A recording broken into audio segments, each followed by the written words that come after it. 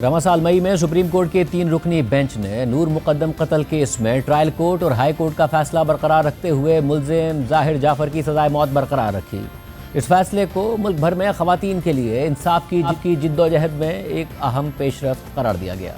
अगरचे समाअत के दौरान बेंच के सरबराह जस्टिस हाशिम खान काकड़ ने केस से मुताल्लिक कुछ मुतनाज़िर रिमार्क्स भी दिए थे और उन पर तनकीद भी हुई थी, मगर फैसले को मजमूई तौर पर मस्बत समझा गया। ताहम अब इसी बेंच के रुकन जस्टिस अली बाकिर नजफी, जिन्हें 27वीं आईनी तरमीम के बाद वज़ीर आज़म ने वफाकी आईनी अदालत का जज मुकर्रर कर दिया है, उनका नूर मुकद्दम कत्ल केस में दिया गया इजाफी नोट सामने आ गया है। उनकी ऑब्जर्वेशन एक नए तनाज़े की वजह बन गई है। जस्टिस अली बाकिर नजफी ने अपने इजाफी नोट के अख्तिताम पर नूर मुकद्दम कत्ल केस के हवाले से ऑब्जर्वेशन देते हुए लिखा है कि मैंने ये ऑब्जर्व भी किया है कि मौजूदा केस अपर सोसाइटी में फैलने वाले इस बुरे रुझान का बराह रास्त नतीजा है जिसे हम लिविंग रिलेशनशिप के नाम से जानते हैं, जिसमें मुआशरती पाबंदियों को नज़रअंदाज कर दिया जाता है, जिससे ना सिर्फ मुल्क के कानून की खिलाफ वर्जी होती है बल्कि इस्लामी शरीयत के कवानीन की भी खिलाफ वर्जी होती है, जो कि बराह रास्त अल्लाह ताला के खिलाफ बगावत है। नई नस्ल को इसके भयानक नताइज को समझना चाहिए। ये एक ऐसा मौजू भी है जिस पर सोशल रिफॉर्मिस्ट को अपनी महफिलों में गुफ्तगू करनी चाहिए। जस्टिस अली बाकिर नजफी की ऑब्जर्वेशन पर तनकीद हो रही है। कानूनी माहिरीन सवालात उठा रहे हैं, विक्टिम ब्लेमिंग करने पर तनकीद कर रहे हैं। उनके सामने मामला एक इंसान के कत्ल का था, मगर उससे हटकर उन्होंने तबसरा फरमा दिया। माहिरा कानून रीमा उमर ने इस हवाले से एक्स पर पोस्ट करते हुए लिखा कि अगर किसी को शर्मिंदा होना चाहिए तो वो जस्टिस अली बाकिर नजफी हैं। उनका काम सिर्फ ये था कि वो अपने सामने मौजूद मुकदमे के हक़ाइक़ पर कानून का इतलाक़ करते, लेकिन उन्होंने मॉरल पुलिस बनने का फैसला किया, दीनदारी का दिखावा किया और एक इंतहाई भयानक जुर्म की मुतासरा औरत को ही मुजरिम के अमल का जिम्मेदार ठहरा दिया। ख़वातीन को उनके घरों में, काम की जगहों पर, सड़कों पर, स्कूल्स और कॉलेजेस में कत्ल और हमलों का निशाना बनाया जाता है। मुजरिम उनके शौहर, ख़ानदान के अफराद, ससुराल वाले, असातिज़ा, साथी, अजनबी होते हैं। ये कहना कि ऐसे मुकदमात किसी ख़ास किस्म के रिश्ते का बराह रास्त नतीजा हैं, शदीद जहालत की निशानी है। इसी तरह माहिर कानून बैरिस्टर सलाहुद्दीन अहमद ने जस्टिस बाकिर अली नजफी के हवाले से एक्स पर पोस्ट करते हुए लिखा कि जस्टिस बाकिर नजफी को इससे पहले सुप्रीम कोर्ट के लिए ज़ेर गौर लाया गया था, लेकिन अहलियत से मुतालिक खदशात के बाइस मुंतखब नहीं किया गया। 26वीं तरमीम के बाद नए जुडिशल कमीशन ने उन्हें अक्सरियत से सुप्रीम कोर्ट के लिए वोट दिया। 27वीं तरमीम के बाद वज़ीर आज़म ने उन्हें वफाकी आईनी अदालत के लिए मुंतखब कर लिया। अब जबकि वफाकी आईनी अदालत को प्रेसिडेंट की पाबंदी से आज़ाद कर दिया गया है, ये देखना दिलचस्प होगा कि अब वहाँ से कैसी जूरिस्प्रूडेंस सामने आती है।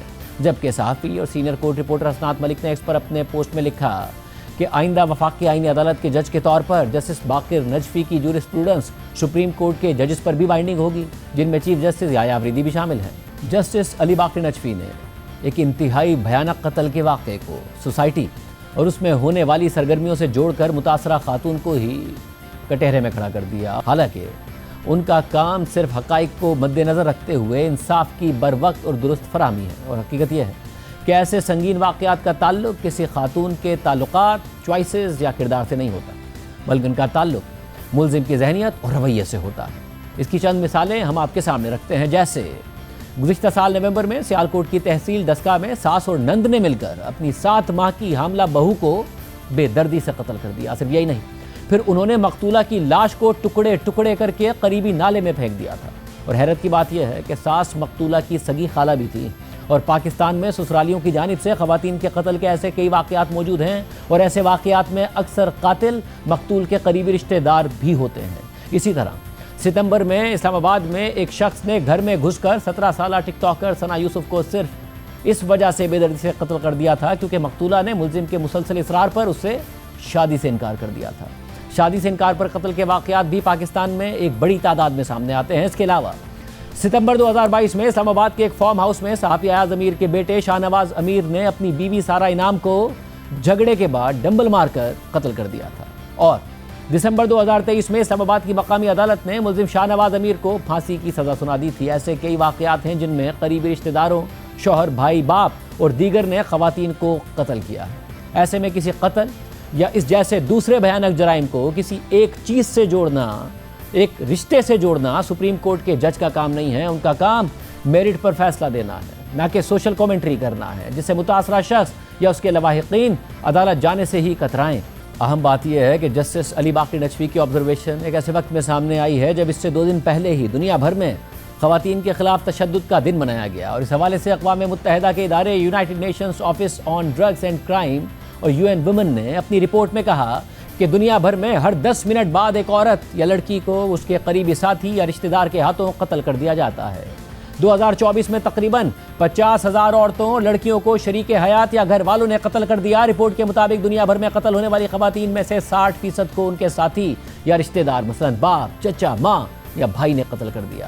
اس کے مقابلے میں مردوں کے قتل کے صرف 11% واقعات ایسے تھے جن میں قاتل کوئی قریبی شخص تھا۔ اس کے علاوہ پاکستان میں بھی خواتین پر تشدد اور صنفی بنیاد پر ہونے والے جرائم کے اعداد و شمار انتہائی تشویشناک ہیں اور ان میں سزا کی شرح بھی نہ ہونے کے برابر ہے، جو کہ عدلیہ اور پروسیکیوشن کے لیے ایک بہت بڑا سوالیہ نشان ہے۔ آج سینٹ کی قائمہ کمیٹی برائے انسانی حقوق کا اجلاس ہوا، جس میں کمیٹی کی رکن سینیٹر شیری رحمان نے 2024 میں صنفی تشدد کے اعداد و شمار بتاتے ہوئے کہا کہ 2024 میں صنفی تشدد کے 32,617 کیسز رپورٹ ہونا انتہائی تشویشناک ہے۔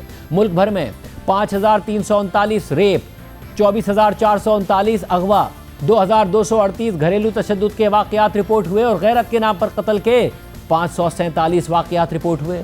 سینیٹر شیری رحمان نے مزید کہا کہ قتل کی سزا کی شرح صرف 0.5% رہنا نظام انصاف کی تباہی کو ظاہر کرتا ہے۔ اغوا کے 24,439 کیسز میں سزا کی شرح 0.1% ریکارڈ ہوئی، جو شرمناک ہے۔ اسی طرح گھریلو تشدد کے 2,238 کیسز میں سزا کی شرح صرف 1.3% رہنا سنگین ہے۔ روزانہ اوسطاً 67 اغوا، 19 ریپ، 6 گھریلو تشدد اور 2 غیرت کے نام پر قتل رپورٹ ہو رہے ہیں۔ پنجاب میں 26,753 صنفی تشدد کے کیسز رپورٹ ہوئے اور پنجاب میں 4,641 ریپ کیسز میں صرف 0.4% کو سزا ملی۔ اسی طرح خیبر پختونخوا میں غیرت کے نام پر قتل کے 134 واقعات میں صرف 2 سزائیں ہوئیں۔ خیبر پختونخوا کے 446 گھریلو تشدد کیسز میں ایک بھی سزا سامنے نہیں آئی۔ سندھ میں غیرت کے نام پر قتل کے 134، ریپ کے 243، گھریلو تشدد کے 375 کیسز میں ایک بھی سزا نہیں ہوئی، جبکہ بلوچستان میں غیرت کے نام پر قتل کے 32 واقعات ہوئے مگر صرف ایک سزا ہو سکی۔ بلوچستان میں ریپ کے 21 اور اغوا کے 185 کیسز میں ایک بھی سزا نہیں ہوئی۔ اسلام آباد میں غیرت کے نام پر قتل کے 22 کیسز میں کوئی سزا نہ ہو سکی۔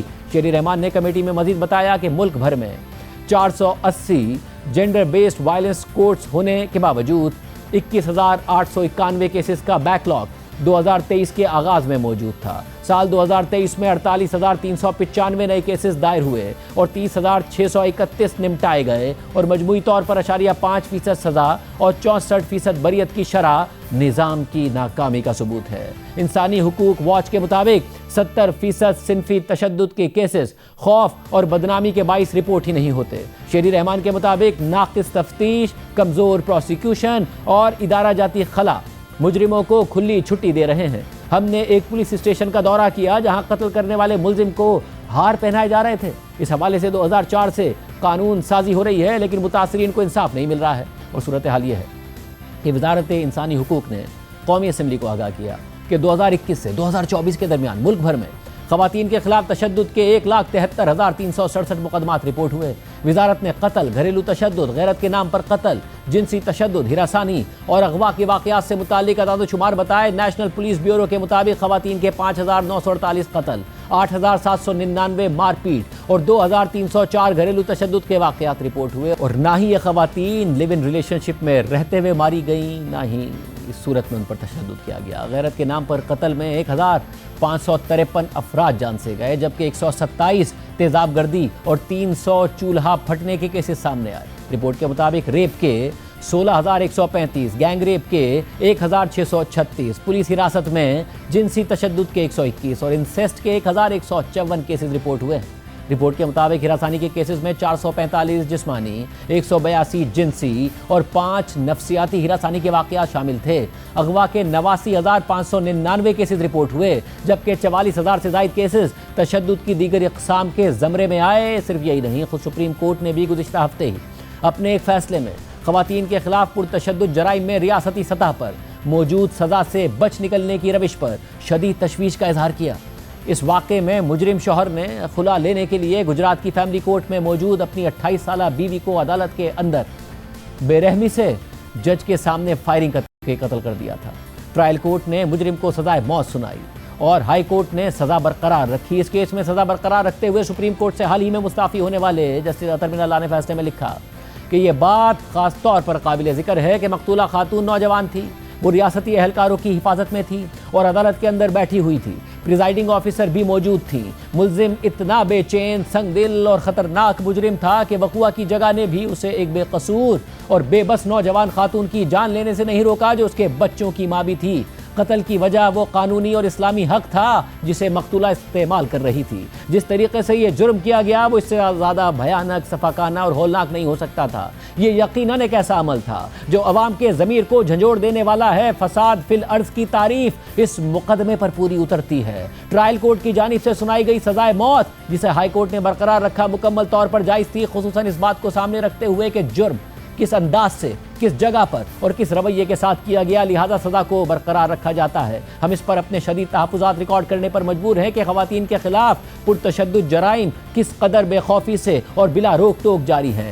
گزشتہ 12 ماہ کے دوران اس بینچ نے صرف انہی اپیلوں کو سنا جو سزائے موت یا عمر قید سے متعلق تھی۔ تشویشناک بات یہ ہے کہ ان مقدمات میں بڑی تعداد ایسی ہے جن میں متاثرہ فریق خواتین تھی، مایوس اور بے بس عورتیں، مائیں، بہنیں اور بیویاں جنہیں معمولی مشکوک یا جھوٹی غیرت کے تصور جیسی بے بنیاد وجوہات پر بے رحمی سے قتل کر دیا گیا۔ یہ مقدمات محض انفرادی سفاکیت کی نشاندہی نہیں کرتے بلکہ ایک گہری بیماری کو ظاہر کرتے ہیں، یعنی ایک ایسا نظام انصاف جو کمزوروں کے بجائے طاقتوروں کی خدمت کرتا ہوا نظر آتا ہے۔ اہم بات یہ ہے کہ صرف خواتین کے قتل ہی نہیں بلکہ ریپ جیسے سنگین اور بھیانک کیسز میں بھی عدالتوں کی جانب سے وکٹم بلیمنگ سامنے آتی رہی ہے، اور اس حوالے سے پاکستان کی اعلیٰ عدالتوں نے خود اہم ریمارکس اور آبزرویشنز دیے ہیں۔ جنوری 2021 میں سپریم کورٹ کے حال ہی میں مستعفی ہونے والے جسٹس منصور علی شاہ نے ایک تاریخی فیصلہ سنایا جس میں ریپ کیسز میں وکٹم بلیمنگ اور متاثرہ خاتون کی کردار کشی کی سخت الفاظ میں مذمت کی۔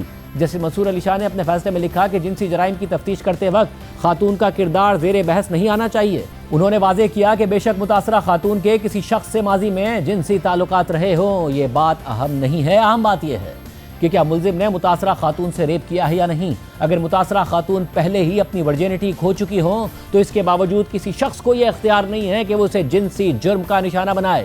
ریپ کیس کے کرمنل ٹرائل میں ملزم کا ٹرائل ہونا چاہیے، نہ کہ متاثرہ خاتون کا ٹرائل کیا جائے۔ جسٹس منصور نے لکھا کہ اب عدالتوں کو متاثرہ خواتین کے لیے سیکس کی عادی یا پھر کمزور کردار کی عورت اور نان ورجن جیسے نامناسب لفظوں کا چناؤ بھی ختم کرنا چاہیے۔ یہ الفاظ ان خواتین کے لیے بھی استعمال نہیں کیے جانے چاہیے جو خود سے جنسی جرم ثابت نہ کر سکیں۔ فیصلے میں اس بات پر بھی روشنی ڈالی گئی کہ جنسی جرم کی شکایت لے کر جب کوئی خاتون پولیس کے پاس آتی ہے تو پولیس پہلے اس سے اس کے کردار کے متعلق سوالات پوچھنا شروع کر دیتی ہے، جو ایک غیر قانونی اور غیر آئینی عمل ہے۔ اسی طرح 2020 میں اس وقت لاہور ہائی کورٹ کی جج جسٹس عائشہ ملک نے غیر معمولی اور اہم فیصلہ سناتے ہوئے ریپ کیسز میں خواتین پر ورجینٹی کے سوال اور 2 فنگر ٹیسٹ کو غیر قانونی قرار دیا تھا۔ اس کیس کے فیصلے میں جسٹس عائشہ ملک نے لکھا تھا کہ ورجینٹی ٹیسٹنگ بہت ہی ناگوار ہے۔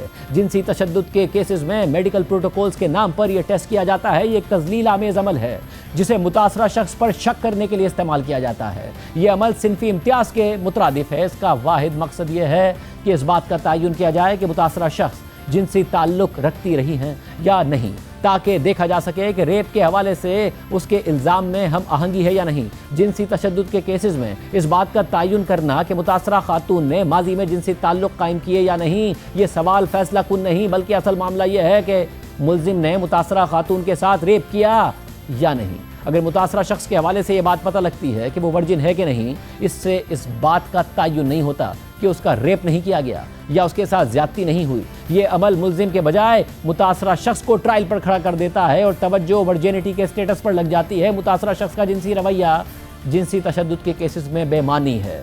وہ متاثرہ شخص جس کا کئی لوگوں سے جنسی تعلق ہی کیوں نہ ہو، وہ بھی ریپ کا مستحق نہیں، اور جنسی تشدد کے واقعے کا فیصلہ ورجینٹی ٹیسٹ سے نہیں ہونا چاہیے۔ یہ ٹیسٹ خواتین کے وقار کی کھلی خلاف ورزی ہے، اور اس ٹیسٹ کے ذریعے کسی خاتون کی سیکشول ہسٹری اور کردار کے حوالے سے نتیجے اخذ کرنا اس کے وقار پر حملہ ہے، جس کی وجہ سے عورت کے معاشرتی اور ثقافتی رتبے پر اثرات پڑتے ہیں۔ اس کے علاوہ رواں سال ازدواجی تعلقات اور نکاح کے دوران بیوی کے نان نفقے سے متعلق سپریم کورٹ کا اہم فیصلہ سامنے آیا تھا، جس میں لاہور ہائی کورٹ کے ایک فیصلے کو کالعدم قرار دیتے ہوئے عدالتی زبان کے استعمال سے متعلق اہم آبزرویشنز دی گئی تھیں۔ سپریم کورٹ سے حال ہی میں مستعفی ہونے والی جسٹس منصور علی شاہ کی سربراہی میں 2 رکنی بینچ نے یہ فیصلہ دیا۔ بینچ میں جسٹس منصور علی شاہ کے علاوہ جسٹس عقیل احمد عباسی بھی شامل تھے، جبکہ اس فیصلے کو जस्टिस मंसूर अली शाह ने तहरीर किया। इस अहम फैसले में अदालत में ज़बान के इस्तेमाल और इसके किरदार के बारे में बात की गई। इस सिलसिले में जस्टिस मंसूर अली शाह ने फैसले में लिखा कि हम ज़रूरी समझते हैं कि अदालती ज़िम्मेदारी के एक बुनियादी पहलू यानी अदालती ज़बान के किरदार पर रहनुमाई दी जाए। फैमिली लॉ से जुड़े मुकदमात के फैसलों में जज के अल्फाज का असर अदालत की चार दीवारी से कहीं आगे तक जाता है। इसलिए ये निहायत अहम है कि अदालती ज़बान इस अंदाज में इस्तेमाल की जाए जो हमारे आइन में दर्ज इक़दार को मजबूत करे, ना कि उन्हें कमज़ोर कर दे। हम इस बात पर तशवीश का इजहार करते हैं कि हाई कोर्ट के फैसले में जो ज़बान इस्तेमाल की गई उसमें कहा गया कि नान नफ़क़ा का हक बीवी को जिनसी ताल्लुक़ के बाद हासिल होता है और इस रुकावट के ख़त्म होने के बाद शौहर पर बीवी का खर्च उठाना लाजिम हो जाता है। ये तर्ज़ बयां पिदरशाही सोच की अक्कासी करता है। अदालतों की तरफ से फैमिली लॉ केसेस में इस्तेमाल होने वाली ज़बान सिर्फ इनफरादी तनाज़ात को हल नहीं करती, बल्कि ये इस बात को भी तश्कील देती है कि मुआशरे में शादी और फैमिली स्ट्रक्चर के अंदर हुकूक और ज़िम्मेदारियों को किस तरह समझा जाए। अदालती ज़बान एक रिवायत बनाने की क़ुव्वत रखती है जो इंसाफ को देखने, समझने और इस पर अमल करने के तरीक़े पर असरअंदाज होती है। सरेंडर या सबमिट जैसे अल्फाज पिदरशाही फ्रेमवर्क में जड़े रखते हैं और जेंडर हिरार्की और फीमेल सबऑर्डिनेशन के पुराने तस्वुरात को तक़वियत देते हैं। ऐसे अल्फाज औरत को शादी के रिश्ते में बराबर की पार्टनर के बजाय एक पैसिव रिसिपिएंट के तौर पर पेश करते हैं और इस तरह से उसके कानूनी और आइनी मकाम को कमज़ोर कर देते हैं। लिहाजा ये निहायत ज़रूरी है कि अदालती रीजनिंग और ज़बान आइन में दिए गए वक़ार, मसावात और बिला इम्तियाज़ होने के उसूलों पर मजबूती से कायम हो और साथ ही फ़रीक़ैन की ज़िंदगी की हक़ीक़ी सूरत हाल और मौजूदा समाजी तनाज़ुर की भी अक्कासी करे। जजेस ख़ास तौर पर फैमिली मुकदमात में सिर्फ इनफरादी झगड़ों के फैसले करने वाले नहीं होते, बल्कि वो इस्लाहकार और फ़िक्री रहनुमा भी होते हैं जो मुआशरे को तरक्की पसंद और इंक्लूसिव सोच की तरफ ले जाने की सलाहियत रखते हैं। इन जजेस पर आइनी और अखलाकी जिम्मेदारी आयद होती है कि वो ऐसी ज़बान अपनाएं जो सिनफी हसासियत और हुकूक पर मबनी हो और औरत के मसावी कानूनी दर्जे को बतौर एक मुकम्मल और खुद मुख्तार फ़र्द तस्लीम करे। अदालती फ़ैसलों में स्टीरियोटाइप से गुरेज किया जाना चाहिए, रवादारी को फ़रोग़ दिया जाना चाहिए और हकीकी इंसाफ के उसूलों की अक्कासी की जानी चाहिए। आइन के तहत इस तब्दीली के किरदार को अदा करते हुए अदलिया सिर्फ कानून की तशरीह नहीं करती, बल्कि अपने हर लफ्ज़ के ज़रिए समाजी रवैयों को ढालती है और मसावात को आगे बढ़ाती है। ज़बान कभी गैर जानिबदार नहीं होती। ये या तो स्टेटस को मजबूत करती है या फिर मुआशरे को एक ज़्यादा मुनसिफाना और बराबर के मुस्तक़बिल की तरफ ले जाती है।